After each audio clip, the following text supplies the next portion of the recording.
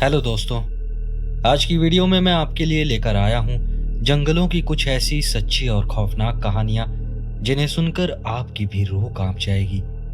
इन कहानियों के राइटर्स का कहना है कि ये उनकी अपनी आप बीती हैं। आज की पहली कहानी एक ऐसे लड़के की है जो अपने दोस्त के कैबिन की देखभाल करने एक घने जंगल में गया था, लेकिन वहां उसके साथ कुछ ऐसा हुआ जिसकी वजह से उसे वहां से भागना पड़ा।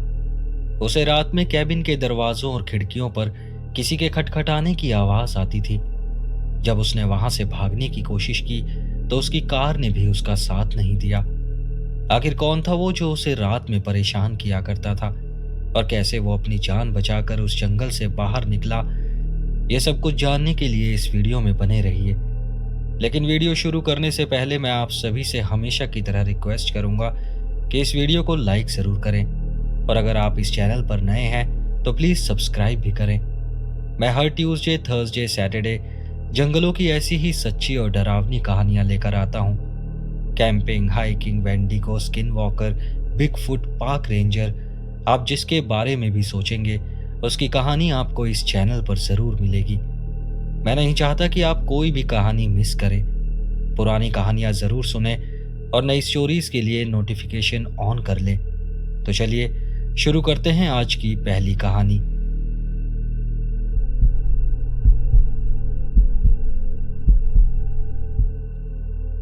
मुझे कभी भी किसी और के कैबिन में रुकने का आइडिया अच्छा नहीं लगा। पता नहीं क्यों, लेकिन अकेले किसी ऐसी जगह पर रहना जो मेरी नहीं है कुछ अजीब सा लगता है। पर जब मेरे दोस्त ने मुझसे कहा कि कुछ दिन के लिए उसके फैमिली के पुराने हंटिंग कैबिन का ध्यान रख लूं, तो मैंने हाँ कह दिया। मुझे नहीं पता क्यों, शायद इसलिए क्योंकि मेरा हाल ही में ब्रेकअप हुआ था और मुझे माहौल बदलने की ज़रूरत थी, या शायद इसलिए क्योंकि काम ने मेरा दिमाग खराब कर दिया था। हर वक्त ईमेल, मीटिंग्स और फ़ोन की घंटियां सुन सुनकर मैं पागल हो चुका था। जैक ने कहा था कि तुम बस कैबिन का ध्यान रखना और हाँ, इस बात का ज़रूर ख्याल रखना कि कोई जानवर अंदर ना आ जाए। बाकी ज़रूरत पड़े तो थोड़ी लकड़ी काट लेना और शांति का मज़ा लेना। सबसे पहली बात जिसने मुझे थोड़ा अनकंफर्टेबल किया वो ये थी कि वो कैबिन बहुत दूर था। मैं लगभग 4 घंटे से ड्राइव कर रहा था और जीपीएस का सिग्नल मीलों पहले ही चला गया था। अब मैं सिर्फ जैक की लिखी हुई डायरेक्शंस को फॉलो कर रहा था। उसने कहा था कि जंग लगे हुए गेट से बाईं ओर मुड़ना। मैंने कार धीमी कर दी और रास्ता फिर से चेक किया। पेड़ दोनों तरफ से इतने करीब थे कि उनकी टहनियां गाड़ी से टकरा रही थी। शुरुआती पतझड़ के हरे भरे पत्तों से भरी हुई डालियां, सब कुछ बहुत खूबसूरत था। आखिरकार मुझे वो जंग लगा गेट दिखा और मैं उस संकरी सड़क पर मुड़ गया जो कैबिन तक जाती थी। पेड़ों के बीच से मुड़ते हुए उस कच्चे रास्ते पर बस मेरी गाड़ी के टायर्स की आवाज आ रही थी। और फिर मुझे वो कैबिन दिखा। वो मेरी उम्मीद से छोटा था। एक सिंगल स्टोरी लकड़ी का स्ट्रक्चर जिसका बरामदा एक तरफ से थोड़ा झुका हुआ था। एक पत्थर की चिमनी थी, थोड़ी सी लकड़ियां एक तरफ रखी थी और दरवाजे के पास एक पुराना मेटल का लालटेन लटका हुआ था। वो कैबिन एकदम अलग थलग था, कुछ ज्यादा ही दूर था। मैंने कार पार्क की और इंजन बंद कर दिया। चारों तरफ खामोशी छाई हुई थी। न ट्रैफिक की कोई आवाज थी, न पक्षियों की चहचहाहट, न ही हवा की कोई सरसराहट थी।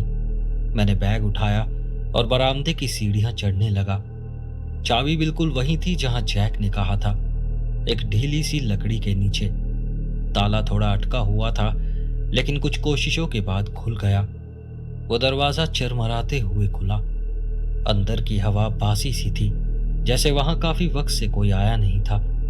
कैबिन के नाम पर एक बड़ा कमरा था। एक छोटा सा किचन कॉर्नर, एक टेबल और एक सिंगल बेड जो कोने की दीवार से सटा हुआ था। उसमें एक फायर प्लेस भी थी और उसके पास लकड़ियों का ढेर रखा हुआ था। उस कैबिन में बस एक ही खिड़की थी जो सीधा जंगल की तरफ खुलती थी। मैंने बैग नीचे रखा और अपने फोन को चेक किया। कोई नेटवर्क नहीं था। अब वहीं से मुझे धीरे धीरे एक बेचैनी सी महसूस होने लगी। मैंने खुद से कहा, शायद ये बेचैनी इसलिए है क्योंकि मैं ऐसी एकांत जगहों का आदी नहीं हूँ। मैंने फायर प्लेस में आग जलाई, स्टोव पर सूप गर्म किया और लकड़ी की टेबल पर बैठकर सूप पीने लगा। आंख की झिलमिलाती रोशनी दीवारों पर अजीब सी परछाइयां बना रही थी, जिससे कमरा और भी छोटा लगने लगा था। बार बार मेरी नजर खिड़की पर जा रही थी। वहां कोई पर्दा नहीं था, सिर्फ एक शीशे की खिड़की थी जो कैबिन के अंदर का ही रिफ्लेक्शन दिखा रही थी। उसके पार बस काली शाही जैसी रात थी, एक गाढ़ा भारी अंधेरा जो मानो शीशे पर धक्का मार रहा हो। मैंने खुद को समझाया कि ये सब बस मेरा वहम है। मैंने दरवाजा लॉक किया, खिड़की का लैच दोबारा चेक किया और अपने बिस्तर में घुस गया। पता नहीं कब मेरी आंख लग गई, लेकिन अगली चीज जो मुझे याद है, मैं जागा हुआ था। कुछ था जिसने मुझे नींद से उठा दिया था। मैं चुपचाप लेटा रहा, छत की ओर घूरता रहा। पता नहीं क्यों मेरा दिल अब बहुत जोर से धड़क रहा था। फायरप्लेस की आग बुझ चुकी थी और कमरा लगभग अंधेरे में डूबा हुआ था। और फिर बाहर से एक आवाज आई, धीमे धीमे कदमों की आहट। मैंने अपनी सांस रोक ली। वो आवाज भारी नहीं थी, किसी जानवर के कदमों की आवाज नहीं थी, वो इंसानी कदमों की आवाज थी। धीरे धीरे सोच समझ कर रखे गए कदमों की आवाज थी। मैंने बिस्तर के पास रखा चाकू कस कर पकड़ा और ध्यान से सुनने लगा। वो कदम कैबिन के चारों ओर घूमे और फिर बरामदे पर आकर रुक गए। फिर एकदम खामोशी छा गई। मैं बिल्कुल भी नहीं हिला। मिनट बीते, शायद घंटे बीत गए। फिर मैं हल्की हल्की नींद में चला गया। सुबह जब उठा तो सूरज उग चुका था। सब कुछ नॉर्मल लग रहा था, लेकिन मैं जानता था पिछली रात मैंने क्या सुना था। दिन के उजाले में मैंने कैबिन के आसपास चेक करने का सोचा। ना कोई निशान मिला, ना कोई टूटी हुई टहनियां मिली, ना ही कोई ऐसा सबूत मिला कि पिछली रात बाहर कोई था। मैंने खुद को समझाया, शायद वो सब मेरे मन का वहम था।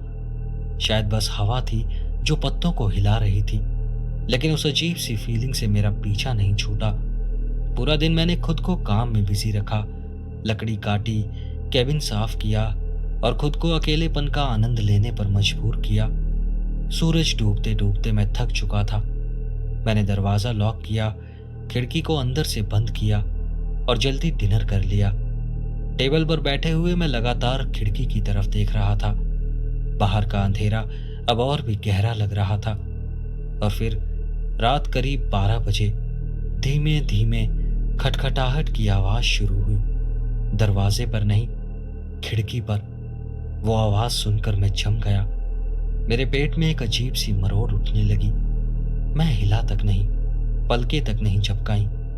मैंने खिड़की की तरफ ध्यान से देखा, कुछ नहीं था, सिर्फ कैबिन के अंदर की हल्की सी रोशनी का रिफ्लेक्शन था। मैं घंटों तक चाकू हाथ में पकड़े हुए वहीं बैठा रहा। आखिरकार वो आवाज रुक गई।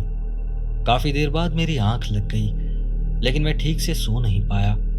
सुबह उठने पर भी ऐसा लगा जैसे पूरी रात का जागा हुआ हूं। मैं बाहर निकला, खिड़की के पास जमीन को ध्यान से देखा और तभी मुझे कुछ निशान दिखे। किसी इंसान के नंगे पैरों के निशान जो पूरे कैबिन के चारों तरफ थे। मुझे उबकाई सी आने लगी। मुझे वहां से निकलना था। मैंने अपना बैग उठाया, कार में डाला, चाबी घुमाई, लेकिन कुछ नहीं हुआ। फिर से कोशिश की, इंजन ने आवाज तक नहीं की। मैंने बोनट खोलकर देखा, बैटरी के तार गायब थे। फिर एक आवाज आई, पेड़ों में कुछ सरसराया। मैंने घूम कर देखा, जंगल की तरफ नजर दौड़ाई, कुछ नहीं दिखा। लेकिन मुझे पता था कोई है जो मुझे देख रहा है, इंतजार कर रहा है। मैं धीरे धीरे पीछे हटते हुए कैबिन की ओर गया। मेरा दिल जोर जोर से धड़क रहा था। दरवाजा बंद किया, खिड़की भी बंद कर ली और दीवार से पीठ टिकाकर जमीन पर बैठ गया। मैं जानता था आज रात भी मैं नहीं सोने वाला। उस रात वो 10 तक जल्दी शुरू हुई और इस बार खिड़की पर नहीं, दरवाजे पर हो रही थी। धीमी, एकदम शांत, जैसे कोई चेक कर रहा हो। मैंने चाकू और कसकर पकड़ा और फिर वो 10 तक रुक गई और फिर शुरू हुई कदमों की आवाज। धीरे धीरे कैबिन के चारों तरफ। वो कदमों की आवाज पहले खिड़की के पास आई, फिर वापस दरवाजे तक आई। मैंने अपनी सांसें रोक ली। एक लंबा सन्नाटा छा गया और फिर वो कदमों की आवाज दूर जाती हुई सुनाई दी, जैसे पेड़ों में वापस समा गई हो। मैं सुबह होने तक वहीं बैठा रहा। जैसे ही रोशनी हुई मैं वहां से भागा। न कुछ पैक किया, न पीछे मुड़कर देखा, बस भागता रहा। भागते भागते मैं सड़क तक पहुंचा और तभी मुझे एक ट्रक आता हुआ दिखा। उसका ड्राइवर एक अधेड़ उम्र का आदमी था और वो मेरे चेहरे को गौर से देखता रहा। फिर अचानक उसने कहा, तुम पहले शख्स नहीं हो जो इस तरह जंगल से भाग कर आए हो। आओ बैठो, तुम्हें शहर तक छोड़ देता हूं। मैंने उससे पूछा तक नहीं कि वो क्या कहना चाहता था। मैं जानना भी नहीं चाहता था। मैं कभी वापस उस जंगल में नहीं गया। लेकिन कभी कभी जब मैं अकेला होता हूं, जब सब कुछ बहुत ज्यादा शांत होता है, मुझे आज भी लगता है जैसे मेरे घर की खिड़की पर कोई धीरे धीरे दस्तक दे रहा है।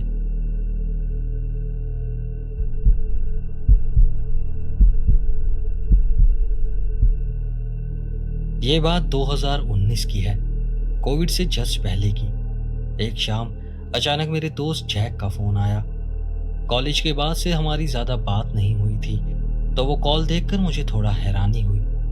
उसने बताया कि वो जनवरी में शादी कर रहा है और उससे पहले वो हमारे स्कूल के दोस्तों के साथ एक तरह की प्री वेडिंग रियूनियन करना चाहता है। उसने पहाड़ों में एक सुनसान कैबिन बुक कर लिया था ताकि उसकी शादी से पहले सभी पुराने दोस्त मिलकर कुछ वक्त साथ में बिता सके। मुझे अब भी याद है हम सभी उस रियूनियन के लिए कितने एक्साइटेड थे। हम सब साथ में बड़े हुए थे, लेकिन जिंदगी अपनी रफ्तार से चलती है और लोग धीरे धीरे दूर हो जाते हैं। बस इसीलिए वो प्लान हमें एकदम परफेक्ट लगा। पुराने दिनों की यादें ताज़ा करने का मौका मिल गया। जैक ने दिसंबर के आखिर में एक वीकेंड के लिए वो जगह बुक कर ली और हम सब लोग 2 गाड़ियों में भरकर वहां के लिए निकल पड़े। कैबिन मेरी उम्मीद से काफी बड़ा था। वो कैबिन थोड़ा पुराना सा लग रहा था और कैबिन के बाहर चारों तरफ बर्फ जमी हुई थी। सबसे नजदीकी कस्बा भी शायद 1 घंटे दूर था या शायद उससे भी ज्यादा।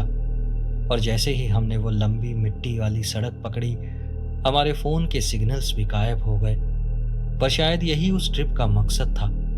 कोई डिस्ट्रैक्शन नहीं, बस दोस्तों का साथ और जंगल की खूबसूरती। हम सब लोग यही चाहते थे। पहली रात तो बस पुराने किस्सों में ही निकल गई। हमने सामान निकाला, स्कूल टाइम के बेवकूफ़ी वाले प्रैंक याद किए और कुछ स्टेक्स ग्रिल किए। और फिर आधी रात को हम लोग सोने चले गए। हम 5 लोग थे और वो कैबिन 3 बेडरूम वाला था, तो कोई दिक्कत की बात नहीं थी। वो जगह काफ़ी कोजी लग रही थी, हालांकि थोड़ी ज़्यादा ही शांत थी। दूसरी रात मैं काफ़ी गहरी नींद में सोया हुआ था, तभी मेरे दोस्त मार्क ने मुझे हिलाकर जगाया। वो थोड़ा घबराया हुआ लग रहा था, जैसे उसने कुछ ऐसा देख लिया हो जिसे वो ठीक से समझ नहीं पाया हो।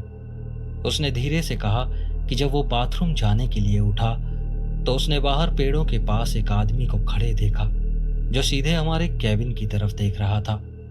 उसे लगा शायद कोई रास्ता भटका हाइकर या शिकारी होगा, लेकिन जिस तरह वो आदमी बस एक ही जगह खड़ा रहा, वो चीज़ उसे बहुत अजीब लगी। मैं अभी भी नींद में था, तो मैंने उसे टाल दिया और कहा कि अभी सो जाओ, सुबह बात करेंगे। अगले दिन ब्रेकफास्ट के बाद हमने कैबिन के आसपास अजीब से फुटप्रिंट्स देखे।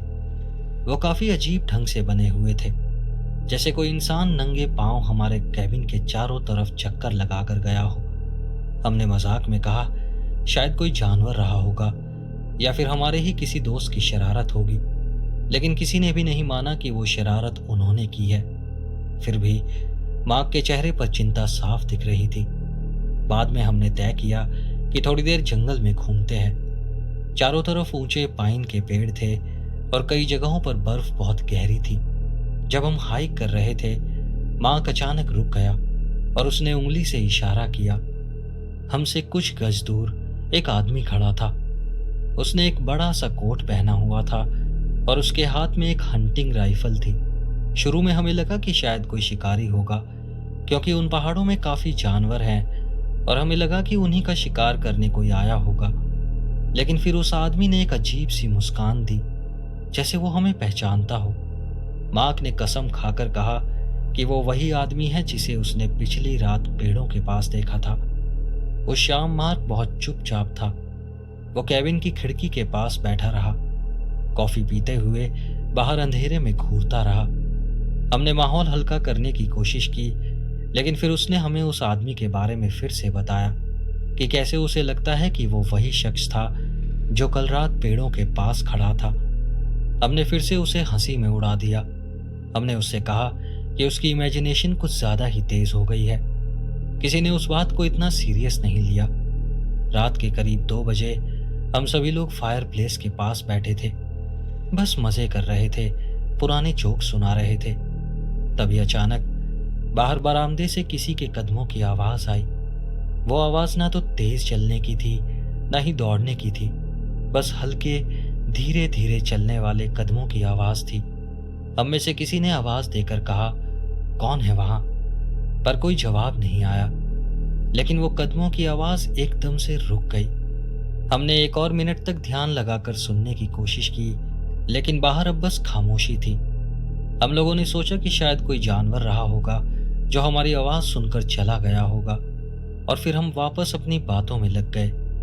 अगली सुबह कुछ दोस्त शिकार पर निकले। वो लोग देखना चाहते थे कि कुछ हाथ लगता है या नहीं।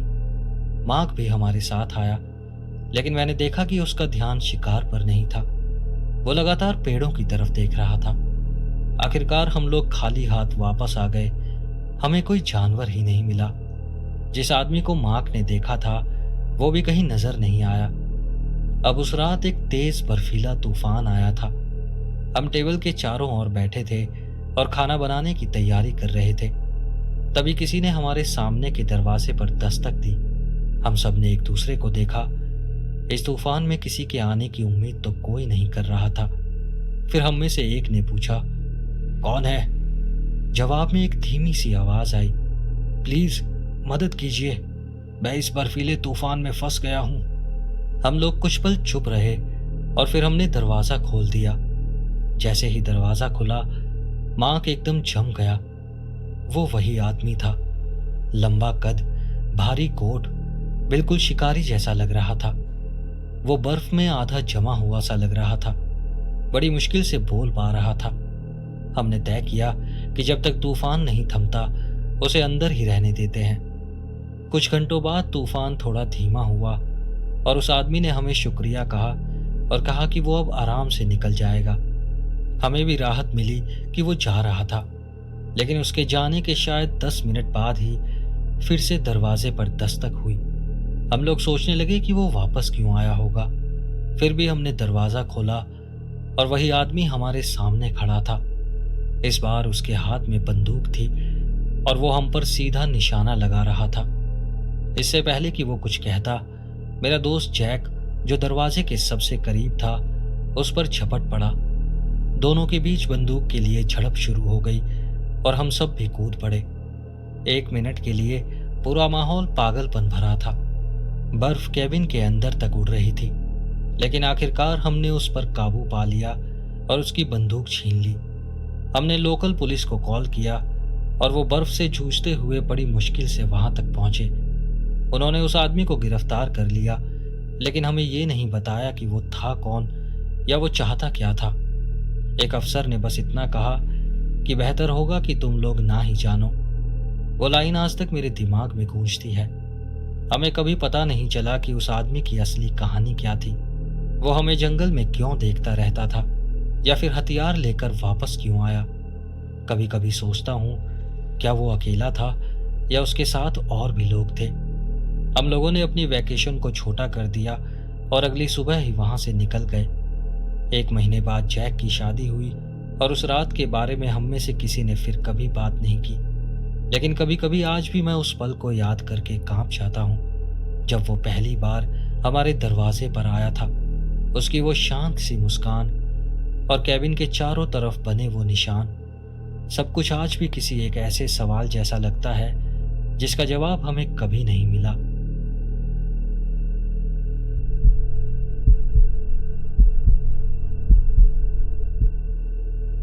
मैं सालों से अकेले हाइक करता आया हूँ। जंगलों को मैं कई लोगों से ज्यादा अच्छे से जानता हूँ। मुझे उनसे कभी डर नहीं लगा, न रात में, न खराब मौसम में, और न ही उस गहरे वीराने में जहां मीलों तक कोई नहीं होता। मुझे अपनी स्किल्स पर भरोसा है।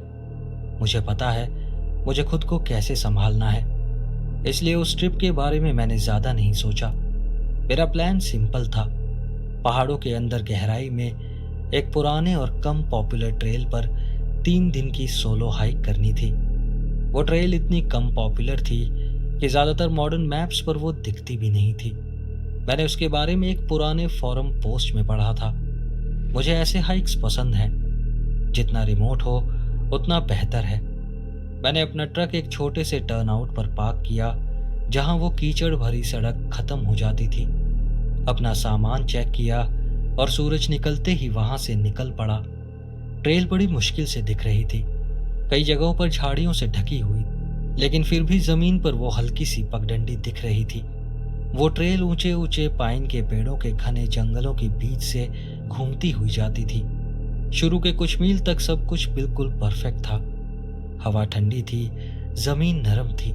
मैं तेजी से चलता रहा और जंगल के और अंदर चला गया।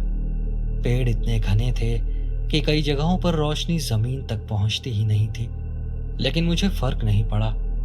मुझे नेचर की उस बंद दुनिया में रहना अच्छा लगता है, जहां चारों तरफ सिर्फ सन्नाटा हो। दोपहर तक मैं एक छोटी सी खुली जगह पर पहुंचा और मैंने वहां रुककर खाना बनाया। फिर गिरे हुए एक पेड़ के तने पर बैठा, पैर फैलाए और उस वैली की झलक देखी जो नीचे दूर तक फैली हुई थी। फोन में कोई सिग्नल नहीं था, लेकिन मुझे इसकी उम्मीद थी। फिर मैंने उस पल को कैद करने के लिए कुछ फोटो खींचे। शुरू में सब कुछ नॉर्मल लगा, लेकिन फिर कुछ अजीब लगने लगा, जैसे पूरा माहौल ही बदल गया हो। जंगल जो पहले चिड़ियों, कीड़ों और पत्तों की आवाजों से भरा था, अचानक पूरी तरह शांत हो गया था। मैंने खुद को समझाया, कुछ नहीं है, सब कुछ ठीक है। मैंने जल्दी से अपना सामान समेटा और आगे बढ़ने लगा। जैसे जैसे मैं ऊपर चढ़ा, वो ट्रेल और ऊबड़ खाबड़ हो गई, झाड़ियां और घनी हो गई और रास्ता और तंग होने लगा। कई बार मुझे टहनियों को हटाकर रास्ता बनाना पड़ा। साफ साफ पता लग रहा था कि उधर ज्यादा लोग नहीं आते थे और मुझे भी ऐसे ही रास्ते पसंद थे। लेकिन फिर मैंने कुछ ऐसा देखा जिसे देखकर मैं रुक गया। एक जूतों का निशान, काफी पुराना था। हवा और बारिश से थोड़ा धुंधला पड़ गया था, लेकिन जमीन पर साफ दिख रहा था। कोई उस ट्रेल पर मुझसे पहले भी चला था, शायद महीनों पहले या उससे भी ज्यादा पहले। कोई बड़ी बात नहीं थी, ट्रेल है तो लोग आएंगे ही। लेकिन फिर करीब 100 गज आगे एक और निशान दिखा। वो वाला निशान नया था, इतना नया कि मिट्टी अभी भी ढीली थी, शायद 1 दिन पुराना या उससे भी कम। और उसके बगल में झाड़ियों में हल्के से दबे हुए नंगे पैरों के निशान थे। मैं उन्हें देखता रहा। ऐसी ट्रेल पर कोई नंगे पैर क्यों चलेगा? मेरे पेट में एक अजीब सी जकड़न होने लगी। मैंने सोचा, शायद किसी ने नदी पार करने के लिए जूते उतार दिए होंगे या कोई यहीं कहीं आसपास कैंप कर रहा होगा। लेकिन फिर भी मेरे मन में कुछ खटक रहा था। मैं चलता रहा, लेकिन जैसे जैसे आगे बढ़ा वो बेचैनी बढ़ती गई।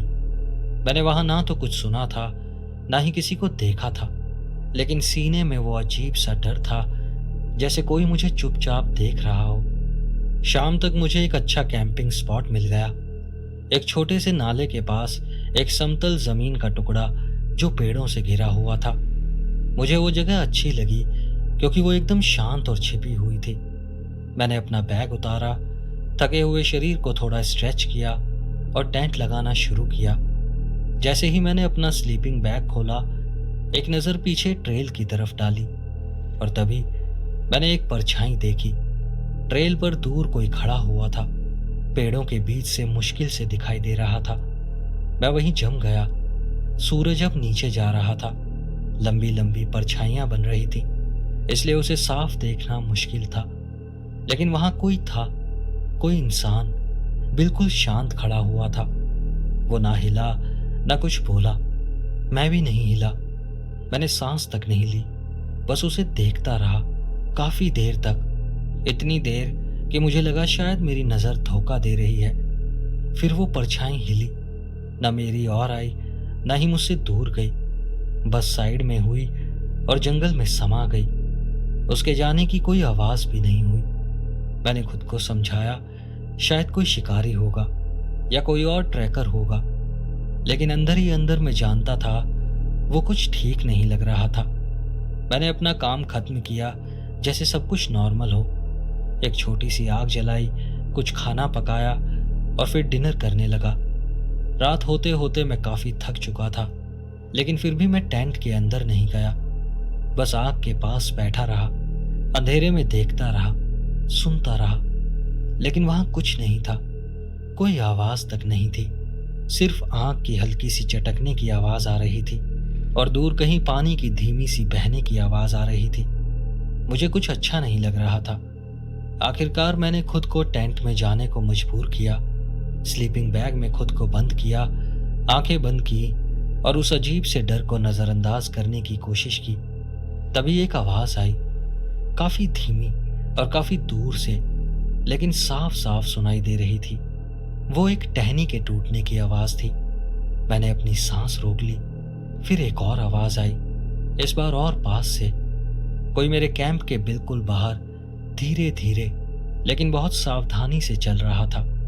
मैं हिला तक नहीं, मैंने कोई आवाज तक नहीं की, बस सुनता रहा। फिर एकदम सन्नाटा छा गया। बहुत देर तक मैं ऐसे ही पड़ा रहा, लेकिन फिर कुछ नहीं हुआ। शायद मैं बाद में सो गया, क्योंकि अगली चीज जो मुझे याद है वो ये है कि सुबह हो गई थी। मैं फौरन उठा। मेरा दिल जोर जोर से धड़क रहा था। आग भी बुझ चुकी थी और हवा काफी ठंडी थी। मैं टेंट के बाहर निकला और सब कुछ नॉर्मल लग रहा था, लेकिन फिर मैंने अपने टेंट के चारों तरफ कुछ कदमों के निशान देखे। कुछ बूट्स के निशान थे और कुछ नंगे पैरों के। मैं बहुत देर तक उन्हें देखता रहा। दिमाग मानने को तैयार ही नहीं था। जब मैं सो रहा था तो कोई वहां था, ठीक मेरे टेंट के बाहर। मैंने सब कुछ तेजी से समेटा, सारा सामान बैग में ठूसा और वहां से चल पड़ा। जितनी तेजी से मैं उस दिन चला, शायद जिंदगी में कभी नहीं चला था। मेरे पैर दुख रहे थे, सांसें उखड़ रही थी, लेकिन मैंने रुकना तो दूर, पीछे मुड़कर भी नहीं देखा। कितनी दूर चला पता भी नहीं, लेकिन फिर मुझे मेरी कार दिखी। उसे देखते ही मैं दौड़ पड़ा, बैग पीछे फेंका और कार में खुद को लॉक कर लिया। बहुत देर तक मैं वहीं बैठा रहा। मेरा दिल अब भी तेजी से धड़क रहा था। फिर मैंने गहरी सांस ली, इंजन स्टार्ट किया और जैसे ही कीचड़ वाली सड़क पर मुड़ा, मैंने रियर व्यू मिरर में देखा और बस एक पल के लिए मेरा दिल डूब गया। मैंने देखा कि पेड़ों के बीच कुछ हिला था, कुछ लंबा सा, कुछ ऐसा जो अब भी मुझे देख रहा था। मैं वहां एक पल भी नहीं रुका और ना ही फिर दोबारा पीछे देखा, बस ड्राइव करता रहा। मुझे नहीं पता उस रात वहां क्या या कौन था, लेकिन एक बात मैं अच्छे से जानता हूं, मैं उस ट्रेल पर दोबारा कभी नहीं जाऊंगा।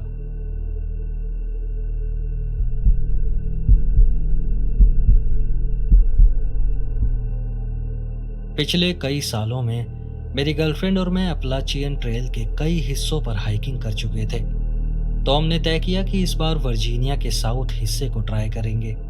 वो हिस्सा करीब 150 मील लंबा है और जॉर्ज वॉशिंगटन और जेफरसन नेशनल फॉरेस्ट से होकर गाइल्स काउंटी के पेरिसबर्ग तक जाता है। वो ट्रेल का सबसे रिमोट और कम ट्रैवल किया गया हिस्सा माना जाता है और हम भी यही चाहते थे। हमने सारा सामान पैक किया और वर्जीनिया क्रीपर ट्रेल के स्टार्टिंग पॉइंट की तरफ निकल पड़े। हमने अपना प्लान बनाया था कि हम डेमेस्कस तक ट्रेल कवर करेंगे और फिर वहां से अपने घर वापस आ जाएंगे। वो अक्टूबर की शुरुआत थी, पत्तों के रंग बदल रहे थे और नज़ारा कमाल का था। हवा काफी साफ और सुकून देने वाली थी। हाइकिंग के लिए एकदम परफेक्ट मौसम था। सफर का ज्यादातर हिस्सा नॉर्मल था, लेकिन हमारी आखिरी 2 रातों में हमारे साथ कुछ अजीब हुआ। उस वक्त हम जिस इलाके में थे वहां का एक नियम था, आपको ट्रेल के आसपास या किसी शेल्टर पर ही कैंप करना है। लेकिन हम नहीं चाहते थे कि रात के बीच में कोई हमें परेशान करे या कोई अनजान आदमी हमारे आसपास आए, तो हमने उस नियम को इग्नोर किया और ट्रेल से थोड़ा हटकर अपना कैंपिंग स्पॉट ढूंढ लिया। थोड़ी खोजबीन के बाद हमें एक छोटा सा खुला मैदान मिला जो ट्रेल से थोड़ा अंदर और पेड़ों के बीच में था। वो जगह एकदम परफेक्ट थी। हमने कैंप लगाया, कुछ खाना बनाया, थोड़ी देर बातें की और फिर सो गए। करीब 2 बजे मेरी गर्लफ्रेंड ने मुझे झंझोड़ कर उठाया। वो बोली, अपनी गन निकालो, कोई हमारे टेंट के बाहर घूम रहा है। उसने मुझे बताया कि उसने ऐसा सुना जैसे कोई हमारे टेंट के चारों ओर चल रहा हो और किसी नुकीली चीज से टेंट के कपड़े को खुरच रहा हो। जब भी मैं लंबी हाइक पर जाता हूँ, मैं हमेशा अपनी पिस्टल और शॉटगन साथ में रखता हूँ। पता नहीं होता कब किससे पाला पड़ जाए, इंसान से, जानवर से या किसी और चीज से। मैंने बैग से शॉटगन निकाली और हम दोनों एकदम चुप होकर बैठ गए। हम लोग किसी भी तरह की हलचल सुनने की कोशिश कर रहे थे। कुछ मिनट तक कुछ नहीं हुआ, बस हवा पेड़ों के बीच से गुजरती हुई सुनाई दी। फिर मैंने कुछ क्रंचिंग जैसी आवाजें सुनी, जैसे कोई हमारे टेंट के पीछे के जंगल में चल रहा हो। मैंने टॉर्च उठाई और बिना आवाज किए टेंट से बाहर निकल गया। आग बुझ चुकी थी और चारों तरफ अंधेरा था। केवल चांद की हल्की सी रोशनी का थोड़ा सा उजाला था। मैंने अपनी गर्लफ्रेंड से कहा कि वो टेंट के अंदर ही रहे और मैं खुद बाहर जाकर देखता हूँ। मैंने टॉर्च ऑन नहीं की ताकि बाहर वाले को पता ना चले कि मैं बाहर आ गया हूँ। मैंने पहले कुछ और आवाज़ों का इंतज़ार किया। कुछ मिनटों बाद फिर से वही आवाज़ आई और इस बार वो आवाज़ इंसानी कदमों जैसी लग रही थी, जैसे कोई 2 पैरों पर चल रहा हो। आवाज़ सुनते ही मैंने झट से टॉर्च ऑन की और सामने का पूरा इलाका रोशनी से भर गया। मुझे लगा कि मैंने किसी को एक पेड़ के पीछे हिलते हुए देखा। मैं चिल्लाया, तुम जो कोई भी हो, यहाँ से चले जाओ, मेरे पास हथियार है। मैंने उस जगह पर टॉर्च की रोशनी टिकाए रखी, गन तानी और धीरे धीरे उस दिशा में चलने लगा।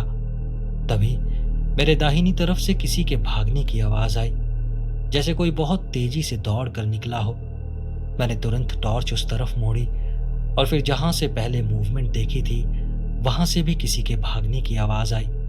मैंने सोचा, छोड़ो, इस अंधेरे में किसी के पीछे भागना बेवकूफ़ी होगी, और मैं फिर वापस अपने कैंप की तरफ लौट आया। मैंने अपनी गर्लफ्रेंड को सारी बात बताई। फिर मैं पूरी रात टेंट के बाहर गन के साथ पहरा देता रहा। सुबह तक उसी अंधेरे में बैठा रहा। सुबह होते ही मैंने आसपास के इलाके को देखा और टेंट के चारों ओर मुझे बूट्स के निशान दिखाई दिए। वो ना तो मेरे बूट्स के निशान थे और ना ही मेरी गर्लफ्रेंड के।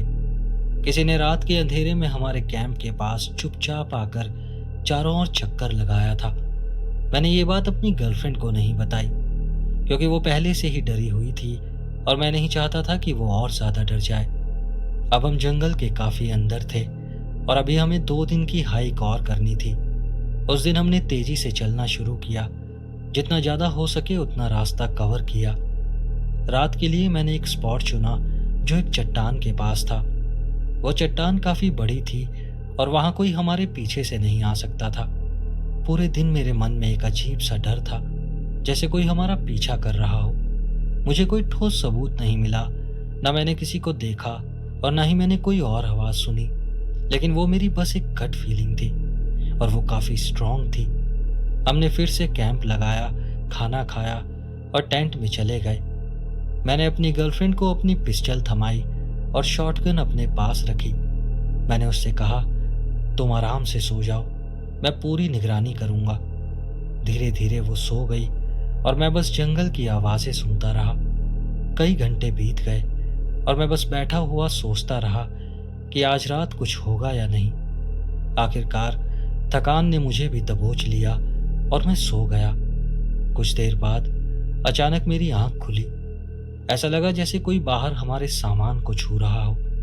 मैंने फौरन गन उठाई, अपनी गर्लफ्रेंड को जगाया और उसे चुप रहने का इशारा किया। टेंट पर हल्की सी आंख की रोशनी से एक परछाई दिख रही थी। कोई वाकई हमारे टेंट के पास था। मैंने चिल्लाकर कहा, सुन बे, हमारे पास हथियार है, अपनी जान प्यारी है तो यहां से निकल जा। और तभी मुझे किसी के भागने की आवाज सुनाई दी। मैं गन लेकर बाहर निकला। हमारा सारा सामान इधर उधर फैला हुआ था। मैं जंगल के किनारे गया और उसी तरफ भागा जहां वो भागा था। वहां एक छोटी सी नदी थी और उसके किनारे एक ट्रेल जा रही थी। उस ट्रेल के नीचे मुझे एक रोशनी दिखी, जैसे किसी लालटेन की झिलमिलाहट हो। फिर 3 और वैसी ही रोशनियां जंगल की दूसरी तरफ से निकली। मैं वापस कैंप की तरफ भागा और अपनी गर्लफ्रेंड से कहा, जो भी जरूरी सामान है उसे उठाओ, हम अभी निकल रहे हैं। हमने सारे कीमती सामान समेटे और अपना टेंट वहीं छोड़ दिया और रात के अंधेरे में ट्रेल पर वापस चल पड़े। रास्ते भर हमें कभी कभी पेड़ों के बीच से बातें सुनाई देती, कभी टहनियों के टूटने की आवाजें आती। मैं हर सेकंड्स में पीछे देखता, कहीं कोई पीछा तो नहीं कर रहा, लेकिन कोई नहीं होता था। वो सब कुछ बहुत ज्यादा डरा देने वाला था। अगर हमारे साथ कुछ होता तो कोई हमें बचाने वाला भी नहीं था। मुझे लगने लगा था कि अब मामला सीरियस हो चुका है। काफी देर तक हम चलते रहे और तभी मैंने पीछे कुछ आवाज सुनी। जैसे ही हमने एक कॉर्नर पार किया, मैंने पलट कर देखा। एक आदमी ट्रेल पर खड़ा था, हमें देख रहा था। उस वक्त सूरज बस उग ही रहा था, तो रोशनी बहुत हल्की थी। मैं उसकी शक्ल नहीं देख पाया, बस एक परछाई दिख रही थी। मैंने पूछा, तुम कौन हो और हमसे क्या चाहते हो? वो कुछ नहीं बोला, बस खड़ा रहा और हमें देखता रहा। फिर चुपचाप जंगल में वापस चला गया। हमने फिर तेजी से चलना शुरू किया और बार बार पीछे पलट कर देखते रहे, लेकिन वो हमें दोबारा नहीं दिखा। पर मुझे ऐसा लग रहा था जैसे वो अब भी हमारे आसपास ही है। आखिरकार हम ट्रेल के एंड तक पहुंचे, जहां हमने अपनी गर्लफ्रेंड की कार पार्क की थी। हम बहुत थके हुए थे, लेकिन हम वर्जीनिया के उस जंगल से बाहर आ गए थे। वो कौन थे, क्या चाहते थे, मुझे सच में नहीं पता। शायद कोई हमें डरा रहा था, या शायद वो लोग कोई सीरियल किलर थे जो हमें शिकार बना रहे थे। सच क्या है मैं कभी नहीं जान पाऊंगा, और सच बताऊं, मैं वहां वापस जाकर जानना भी नहीं चाहता।